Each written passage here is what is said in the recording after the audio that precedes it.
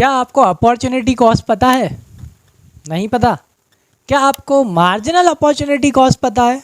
अच्छा, वो भी नहीं पता तो कोई दिक्कत नहीं है। आज की क्लास में ये दोनों कॉन्सेप्ट बहुत अच्छे से समझेंगे ताकि ये हमें हमेशा याद रहें। और ये दोनों कॉन्सेप्ट माइक्रो इकोनॉमिक्स के पॉइंट ऑफ व्यू से बहुत ज़्यादा इंपॉर्टेंट हैं और ये आप अपनी डे टू डे लाइफ में करते भी हो लेकिन उसके बाद भी नहीं पता, है ना? कोई दिक्कत नहीं है। Welcome to debit credit classes और ये है क्लास 11th माइक्रो इकोनॉमिक्स का chapter 2 central problems of economy का पार्ट 4 और ये लास्ट पार्ट है जिसमें हम सीखने वाले हैं last 2 very important concept, that is opportunity cost और मार्जिनल अपॉर्चुनिटी कॉस्ट, है ना? तो चैनल पे नए हो और अभी तक लाइक नहीं किया तो लाइक कर दो, सब्सक्राइब कर दो और बेल आइकन को प्रेस कर दो ताकि आपकी एक भी क्लास मिस ना हो। आइए चलो स्टार्ट करते हैं। आज का लास्ट पार्ट इस चैप्टर का और बहुत अच्छे से समझ लेते हैं इन दो बहुत ही इम्पॉर्टेंट कॉन्सेप्ट को, जिसमें से एक है आपका अपॉर्चुनिटी कॉस्ट। अच्छा, अपॉर्चुनिटी का मतलब पता है ना? आई थिंक लास्ट क्लास में जब फिनिश करते करते मैंने आपको इसके बारे में बताया था और बोला भी था कि मैं आपको नेक्स्ट क्लास में और अच्छे से समझाऊंगा क्योंकि ये बहुत ही इंपॉर्टेंट कॉन्सेप्ट है। आ जाओ, अपॉर्चुनिटी कॉस्ट। अपॉर्चुनिटी का मतलब क्या होता है? अवसर। और कॉस्ट का मतलब क्या होता है? लागत या कीमत, है ना? तो अपॉर्चुनिटी कॉस्ट यानी कि अपॉर्चुनिटी कॉस्ट को अगर मैं आपको एक सिंपल से एग्जांपल से समझाऊं तो आपको वो हमेशा याद रहेगा और आप कभी उसे भूलोगे नहीं, ठीक है? चलो, तो मैं आपको एक सिंपल सा एग्जांपल देता हूं जिससे शायद आपको कभी भी ये अपॉर्चुनिटी कॉस्ट वाला कॉन्सेप्ट आपके माइंड से क्या नहीं होगा, कभी भी स्लिप नहीं होगा, ठीक है? चलो एक एग्जाम्पल लेते हैं। एग्जाम्पल क्या लेने वाले हैं अपन कि भाई आपके पास में कितने रुपए हैं बेटा? आपके पास में है यहाँ पे 300 रुपीज़। कितने रुपीज़ हैं आपके पास? आपके पास 300 रुपीज़ हैं, ठीक है? अब इस 300 रुपीज़ से आप बढ़िया दो काम कर सकते हैं। अब ये दो काम कैसा है? एक है यूज़ 1, ठीक, और एक है यूज़ 2, ठीक है? रिसोर्सेज उतने ही हैं, मैं टेक्नोलॉजी उतनी है, ठीक है ना? 300 रुपये तुम्हारे पास हैं। अब ये 300 रुपये से तुम क्या कर सकते हो, ज़रा यहाँ पे देखना। अब इस 300 रुपये से या तो तुम एक बढ़िया सी मूवी देख सकते हो, है कि नहीं? अभी वो कौन सी लग रही है भाई? अक्षय कुमार की मूवी लग रही है कोई सी, सुनने में आ रहा है यार, अच्छी नहीं है ना? दूसरी कौन सी है भाई? दूसरा अब आप ले सकते हो एक बुक, ठीक है ना? तो आपके पास यहाँ पे दो ऑप्शन है, ऑप्शन 1 मूवी, ऑप्शन 2 बुक। तो अब आप यहाँ पे कौन सा ऑप्शन चूज़ करोगे? देखो ईमानदारी से, अभी तो स्कूल नए नए खुले हुए हैं तो अभी तो बहुत टाइम है पढ़ाई में। चलो क्या देखे आते हैं? मूवी देखे आते हैं, है ना? अब यहाँ पे अपन एक थोड़ा सा बाइफरकेशन कर लेते हैं। मान के चलते हैं कि बुक आएगी कितने की बेटा? 250 रुपये की, और वहीं पे आपका जो मूवी का खर्चा बैठेगा ना वो पूरा पूरा 300 बैठेगा, टिकट प्लस पॉपकॉर्न, बढ़िया कोक वोक, है ना? नहीं पीनी चाहिए। आ जाओ, तो अब यहाँ पे ये दोनों चीज़ों की बात कर लेते हैं। अब आपने मान के चलिए किसे चूज़ करा? आपने चूज़ करा कि सर अभी कहाँ किताब, अभी तो हमको मूवी जाने दो। लो भैया, तुमने क्या चूज़ कर लिया? तुमने मूवी चूज़ कर ली बेटा। You had only 300 rupees. समझना अच्छे से, तुम्हारे पास सिर्फ कितने रुपए थे? 300 रुपये थे। अब 300 रुपये से या तो मूवी देख सकते थे या तो बुक खरीद सकते थे। समझ में आया? क्योंकि अगर वो 300 रुपये मूवी में लगा दिए तो कौन गई भाई? बुक गई, क्योंकि 300 रुपये गए, ज़ीरो, पॉकेट खाली। 250 रुपये की बुक आती, अब ले पाओगे क्या? नहीं ले पाओगे। और अगर बुक भी चूज़ कर रहे हो, क्या चूज़ कर रहे हो? अगर बुक भी चूज़ कर रहे हो तो क्या हो रहा है? तो भी कौन जा रहा है भाई? तो भी आप दोनों चीज़ें ले पाओगे कि नहीं? क्योंकि बुक लेने के बाद भी आपके पास कितने रुपए बचे? 50 रुपये। 50 रुपये में मूवी देख पाओगे? नहीं देख पाओगे बेटा। खड़े होके भी नहीं देखने देगा, टिकट तो पूरा ही लगेगा ना। आई बात समझ में कि नहीं आई? चलो, तो यहाँ पे आपने क्या ऑप्शन चूज़ करा? आपने चूज़ करा कि सर अभी तो बढ़िया मूड फ्रेश करेंगे, स्कूल खुल गए हैं, स्कूल जाना है, मूवी देख के जाएंगे। चलो तुमने क्या चूज़ कर लिया? तुमने चूज़ कर ली मूवी। यानी कि बेटा यहाँ पे बुक की कॉस्ट ने आपको क्या दी? आपको अपॉर्चुनिटी दी क्या देखने की? मूवी देखने की। इसलिए जो 250 रुपीज़ हैं, बिकॉज उस 300 रुपीज़ से आपके जो दो बेस्ट अल्टरनेटिव थे, वो दो बेस्ट अल्टरनेटिव ये दो थे। या तो आप मूवी देख सकते थे या तो आप बुक खरीद सकते थे। You decided to watch movie, तो book cost has given you the opportunity to watch the movie. Which means next best alternative forgone is your opportunity cost. मतलब कि जो आपका नेक्स्ट बेस्ट अल्टरनेटिव होता है मूवी के बाद, अगर मान लो मूवी नहीं जा सकते या कुछ हो गया, तो उसके बाद जो आपका बेस्ट अल्टरनेटिव था डेट वाज द बुक, आपको वो बुक चाहिए थी। समझ में आ गया कि नहीं आया? क्लियर है? तो जो next best alternative foregone, foregone मतलब चला गया। आपने जैसे ही मूवी देखी, now you have zero money in your pocket, अब आप वो 250 रुपये की बुक नहीं खरीद सकते। नाउ यूर नेक्स्ट बेस्ट, मतलब जो मूवी के बाद जो आपका नेक्स्ट बेस्ट अल्टरनेटिव था डेट वाज द बुक, वो क्या थी? किताब खरीदना। अब किताब खरीद सकते हो? बिल्कुल नहीं खरीद सकते। तो this 250 rupees is your what? Opportunity cost. आया समझ में कि नहीं आया? क्लियर हुई चीज़? ये आप अपनी लाइफ में करते हो, आप अपनी डे टू डे लाइफ में करते हो। आओ, तो opportunity cost refers to the value of factor in its next best alternative use, or we can say the next best alternative foregone। जो next best alternative क्या हुआ? चला गया, वो आपकी क्या होती है? अपॉर्चुनिटी कॉस्ट होती है। जैसे कि मैंने एक यहाँ पे क्या लगा रखा है, एक एग्जाम्पल लगा रखा है। अगर आप देखोगे इस एग्जाम्पल में एक यूज़ 1 है जिससे 12,000 का आउटपुट आएगा, एक यूज़ 2 है जिसका आउटपुट कितना आएगा? 10,000 आएगा। चलो अपन क्या मान के चलते बेटा, ये जो यूज़ 1 है ना, ज़्यादा लाइट हो गया, 1 मिनट है। ये जो यूज़ 1 है, यूज़ 1 क्या है? आ जाओ। तो ये जो यूज़ 1 है, यूज़ 1 मान के चलो कि वीट है, ठीक है, आप फार्मर हो, ठीक है। यूज़ 2 क्या है बेटा? वो राइस है, ठीक है। अब आपके पास बेटा रिसोर्सेस तो उतने ही है ना, आपके पास ज़मीन तो उतनी ही है। आपके पास क्या है बेटा?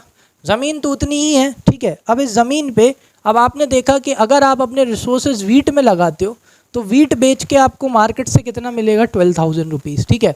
बट अगर आप यूज़ 2 में लगाते हो, मतलब अगर आप राइस उगाते हो, तो आपको मार्केट से कितना मिलेगा? 10,000 रुपीज़, ठीक है। Your next best alternative is the rice, कि अगर इतनी फील्ड में राइस उगाई तो राइस उग के जब उसे मार्केट में बेचेंगे तो कितना मिलेगा? 10,000, और वीट उगाएंगे तो कितना मिलेगा? 12,000 रुपीज़।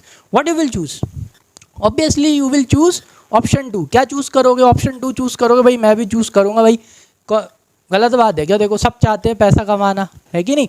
तो सेम चीज़ यहाँ पे भी अपन क्या चाहेंगे बेटा? ज़्यादा मिले, कम से कम रिसोर्सेज में ज़्यादा से ज़्यादा क्या हो? अपना फ़ायदा हो। तो अपन यहाँ पे बेटा कौन सा यूज़ चूज़ करेंगे? यूज़ 1 करेंगे, अपन वीट चूज़ करेंगे। विच मीन्स ये जो 10,000 रुपीज़ है, this 10,000 is the opportunity cost of producing the wheat, the next best alternative foregone. क्योंकि अगर अपन वीट नहीं लगाते तो नेक्स्ट बेस्ट अल्टरनेटिव अपने लिए क्या था? राइस। अपन क्या लगाते?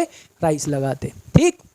चलो अब अच्छा सर, अगर मान के चलो कि ऐसा थोड़ी होता है नेक्स्ट बेस्ट अल्टरनेटिव सिर्फ एक ही हो, 3 भी हो सकते हैं। हाँ, नेक्स्ट बेस्ट अल्टरनेटिव बहुत सारे हो सकते हैं, 2, 3, 4, 5, लेकिन जो नेक्स्ट बेस्ट होता है, क्या होता है? जो बिल्कुल नेक्स्ट बेस्ट होता है ना, अपन उसी को लेते हैं। किसको लेते हैं? जो बिल्कुल आपका क्या होता है बेटा? नेक्स्ट बेस्ट अल्टरनेटिव, ठीक है। जैसे इधर देखो, आप यहाँ पर आओ, क्या लिखा है? एनी फैक्टर में have more than 2 uses, in any such situation opportunity cost is to be taken as the value of the factor its next best, second best और use only। समझ में आया कि नहीं आया? अगर आपके 3 बेस्ट यूजेस भी हैं, क्या हैं? मान के चल लो वही आपके 300 रुपये का, अपन अगर फिर से एग्जांपल लें, बढ़िया। यहाँ पे पहला यूज़ जो था वो क्या था? मूवी था, ठीक है। चलो दूसरा क्या था बेटा? बुक था, ठीक है। चलो तीसरा ले लेते हैं, क्या? कैफ़े, है ना। कैफ़े पे जाके कुछ खाना पीना है। अब ये 3 है कि नहीं? कितने हैं? 3 है, ठीक है। अब यहाँ पे अपन को इनको एक ऑर्डर में कर लेते हैं, ठीक है। ये आपका फर्स्ट हो गया, ठीक है। ये आपका सेकंड हो गया, और ये आपका क्या हो गया? थर्ड ऑप्शन हो गया, ठीक है। चलो अगर मूवी कितने की आ रही है भाई? 300 रुपीज़ की। बुक कितने की आ रही है? 250 की। और कैफ़े में कितने लग रहे हैं? 220 रुपये लग रहे हैं, ठीक है। चलो अब यहाँ पे डिपेंड आपके ऊपर करता है कि आपके लिए नेक्स्ट बेस्ट अल्टरनेटिव क्या है। अगर आपने मूवी देख ली, क्या देख ली? अगर आपने मूवी देख ली और आपके लिए अगर नेक्स्ट बेस्ट अल्टरनेटिव कौन है? बुक है, तो ये 250 रुपये आपकी क्या है बेटा? अपॉर्चुनिटी कॉस्ट है, because your next best alternative was the book. समझ में आ गया कि नहीं आया? क्लियर है? और अगर आपका नेक्स्ट बेस्ट अल्टरनेटिव क्या था कि भाई अगर आप मूवी नहीं जाते तो आप क्या करते? आप कैफ़े जाना पसंद करते, बुक अभी भी लेना पसंद नहीं करते, तो फिर क्या होता है कि नहीं? अब मैं बार बार बुक को ऑप्शन में नहीं ले रहा हूँ, है ना। उसके पीछे का रीज़न बताता हूँ बेटा कि इसको आपको पहली प्रायोरिटी में रखना ही पड़ेगा। किताब पढ़ाई समझ में आया कि नहीं? Just for the sake of fun, just सिर्फ समझाने के लिए मैं बार बार मूवी या कैफ़े उसका एग्जाम्पल ले रहा हूँ, बट हमेशा अपनी पहली प्रायोरिटी किसको रखो? अपनी पढ़ाई को रखो। उसके पीछे का रीज़न ये है कि ये आपकी पूरी लाइफ क्या कर सकती है? चेंज कर सकती है। समझ में आया? तो सबसे पहली प्रायोरिटी किसको रखना? बुक को रखना। वो तो बस अपन ने समझने के लिए ले लिया था। तो आई थिंक अच्छे से समझ में आ गया होगा कि भाई जो भी अपना क्या होगा बेटा, नेक्स्ट बेस्ट अल्टरनेटिव होगा, है ना, वो ही आपका क्या माना जाएगा? अपॉर्चुनिटी कॉस्ट माना जाएगा। ठीक है, इसके लिए एक और एग्जाम्पल से मैं आपको समझाता हूँ। जैसे कि मान के चलिए कि आप जॉब कर रहे हैं, कोशिश करना आगे जाके बिजनेस करो। ठीक है, मान के चलिए कि आप जॉब कर रहे हैं और आपकी जो करंट सैलरी है वो कितनी है? 50,000 रुपीज़ है। ठीक, अब आपके पास यहाँ पे 3 ऑफ़र पड़े हुए हैं। ठीक है, सेम सिटी सेम जगह पे मान लेते हैं। पहला ऑफ़र, फर्स्ट ऑफ़र बेटा कितने का है? फर्स्ट ऑफ़र है 45,000 per month. Obviously you will not choose. Second offer, ऐसा कुछ 1 2 3 नहीं है, मैं बस ऐसे ही लिख रहा हूँ। ठीक है, ये है आपका कितने का? 48। ठीक है, और एक और जो आपका ऑफ़र है थर्ड, वो कितना है? 49। अब इसमें आपका नेक्स्ट बेस्ट अल्टरनेटिव कौन सा होता है? ऑब्वियस सी बात है ये। अगर आप ये 50,000 की जगह अगर आप और कोई सा आपका नेक्स्ट बेस्ट अल्टरनेटिव कौन सा होता? 45। बिल्कुल नहीं हो सकता, आप उसे चूज़ करते ही नहीं। 48 नहीं हो सकता, क्या होगा? 49। 49 is A next best alternative, क्योंकि भाई आप 50 से 49 ठीक है चूज़ कर सकते हो, 45 करोगे क्या? नहीं करोगे ना। तो that is why next best alternative, भले ही कितने यूजर्स हों, 2 से ज़्यादा यूजर्स हों तो भी। समझ में आया अच्छे से क्या होता है अपॉर्चुनिटी कॉस्ट? हाँ जी सर। चलो, तो इसी बात पे इसका जो आखिरी टॉपिक है उसे और ख़त्म करते हैं बेटा।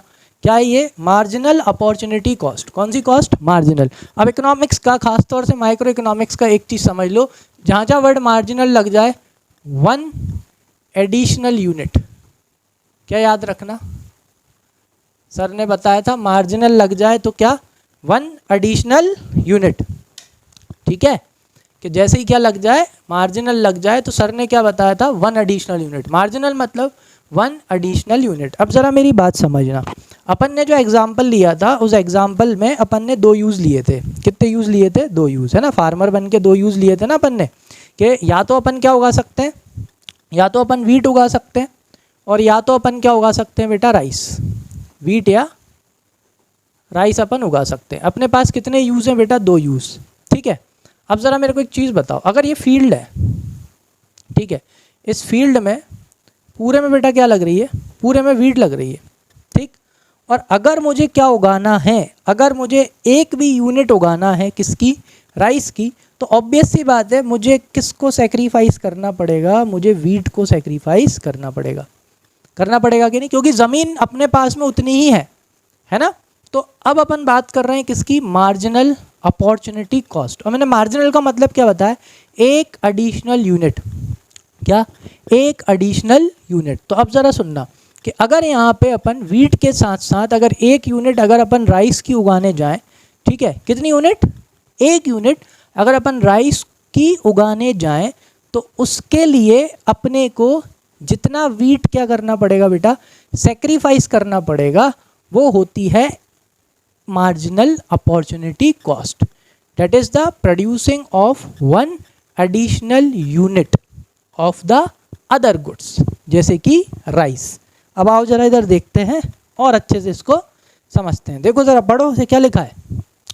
Total resources remain constant. बिल्कुल, रिसोर्सेज कैसे हैं constant? When allocation in use to is increased. यानी कि अपन ने क्या करा?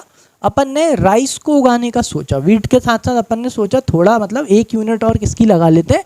चावल उगा लेते हैं, है ना। There is a loss of output in use 1। अभी हाल मैंने प्रूफ करके बताया कि भाई अगर राइस उगाएंगे तो क्या कम हो जाएगा? वीट कम होगा कि नहीं? बिल्कुल, क्योंकि रिसोर्सेज उतने ही हैं, टेक्नोलॉजी उतनी ही है। तो gain of output in use 2। तो अब वीट, पहले वीट ही वीट उग रहा था, अब 1 यूनिट किसकी उगेगी बेटा? राइस की। गेन होगा कि नहीं होगा? हाँ, यूज 2 यानी राइस क्या होगा? गेन होगा। तो the rate at which output use 1 is lost for every additional unit of output in use to implies marginal opportunity cost. It is also called marginal rate of transformation. यानी कि अगर आपके दो use हैं, यानी अगर आप वीट उगा रहे हो, है ना, क्या उगा रहे हो आप, वीट, और अगर आप एक एडिशनल यूनिट ऑफ राइस के लिए जितना भी आप वीट सेक्रीफाइस करोगे बेटा, जितनी भी कॉस्ट की आप वीट सेक्रीफाइस करोगे, that is called marginal opportunity cost of producing 1 unit of rice. Is that clear? Again अभी 1 टन हो गया, मान के चलो यू आर सेइंग कि चलो 2 टन राइस उगाते हैं, तो जब आप again one more additional unit कर रहे हो, तो अगेन अगर आपको 2 टन राइस उगाना है, अभी आप 1 टन उगा रहे थे, अब आपको 2 टन उगाना है राइस, तो again you have to sacrifice what, wheat, क्योंकि जगह अपने पास उतनी ही है, रिसोर्सेज उतने ही है. टेक्नोलॉजी किसी है बेटा, टेक्नोलॉजी अभी अपने पास कितनी है, उतनी ही है. समझ में आ गई बात कि नहीं आई? क्लियर है? तो अब यहाँ पे अगर अपन 1 टन से 2 टन पे जाएं राइस पे, तो again we have to sacrifice the wheat. Is that clear?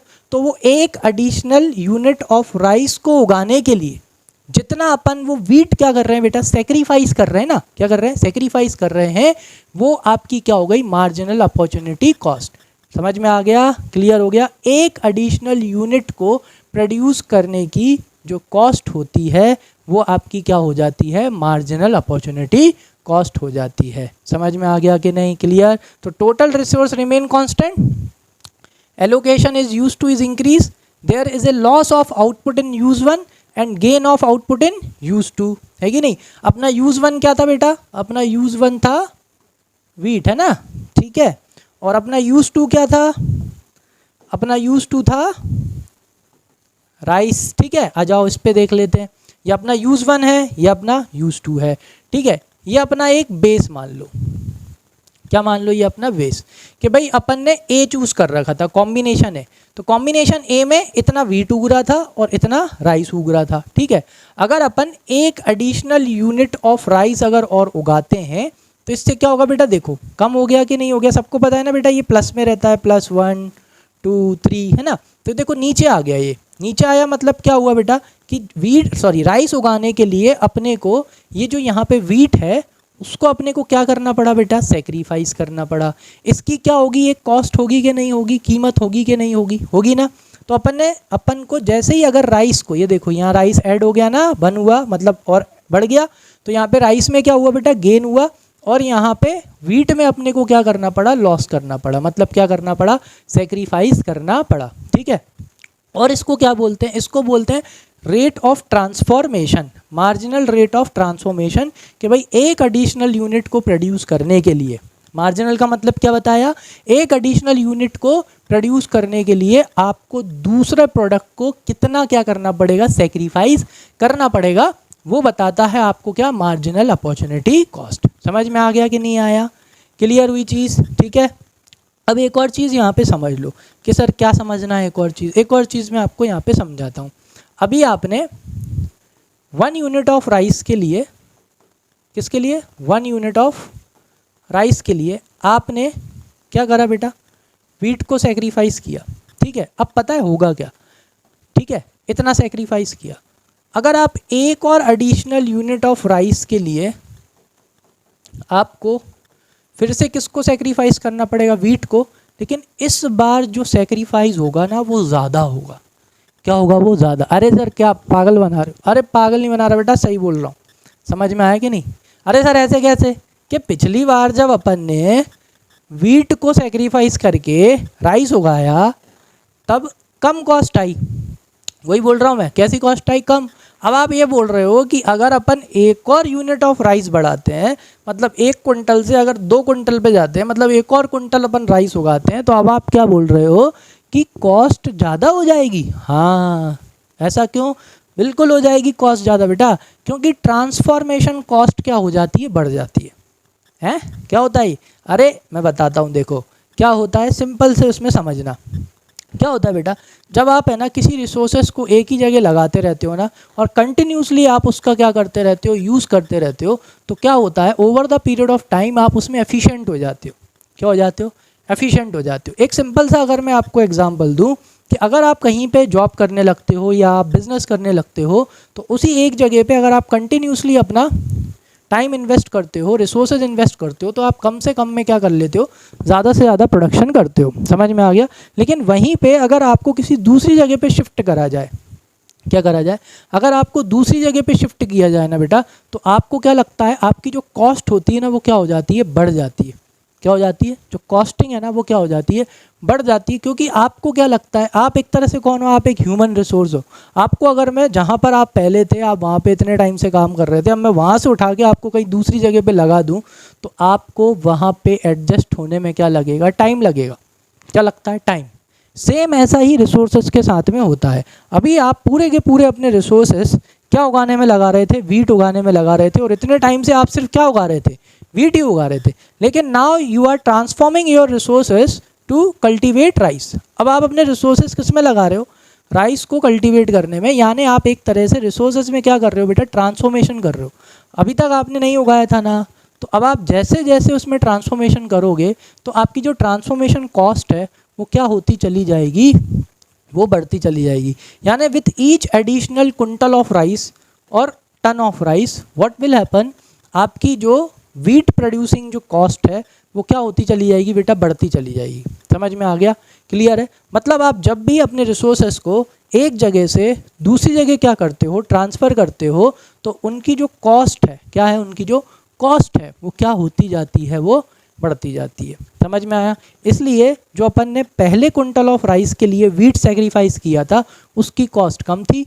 जो आप दूसरे क्विंटल ऑफ राइस के लिए जो आप वीट सेक्रीफाइस करोगे उसकी कॉस्ट कैसी होगी, उसकी कॉस्ट ज़्यादा होगी। तीसरे के लिए और ज़्यादा होगी, चौथे के लिए और ज़्यादा होगी। समझ में आया कि नहीं आया, क्लियर है। क्योंकि जब भी आप अपने रिसोर्सेज को नई जगह पे लगाते हो तो वो इतने एफिशिएंटली यूज़ नहीं होते, उनमें थोड़ा बहुत क्या होता है बेटा, लॉसेस होता ही है। समझ गए। आ जाओ। तो marginal opportunity cost tends to rise, यही बोलना चाह रहे थे नेक्स्ट टॉपिक में कि marginal opportunity cost tends to rise because as resources are continuously shifted from opportunity 1 to opportunity 2, their existing specialisation use is disturbed. उनका जो स्पेशलाइजेशन होता है ना वो क्या हो जाता है बेटा, डिस्टर्ब हो जाता है। क्या हो जाता है वो, डिस्टर्ब होने के वजह से क्या हो जाती है बेटा, कॉस्ट बढ़ जाती है। क्या बढ़ जाती है, कॉस्ट। क्योंकि अभी आप कंटिन्यूसली वीट उगा रहे थे, आपके रिसोर्सेज बढ़िया एफिशिएंटली किस में लग रहे थे बेटा, वीट प्रोड्यूसिंग में लग रहे थे। अब आप वीट से काय में उन्हें शिफ्ट करे जा रहे हो, राइस में शिफ्ट कर रहे हो, धीरे धीरे धीरे। तो धीरे धीरे क्या होती चली जाएगी बेटा, जो कॉस्ट है वो बढ़ती चली जाती है। इसे बोलते हैं ट्रांसफॉर्मेशन कॉस्ट। ठीक है, समझ गए। अब तो नहीं भूलोगे, अब तो बिल्कुल नहीं भूलोगे। आ जाओ।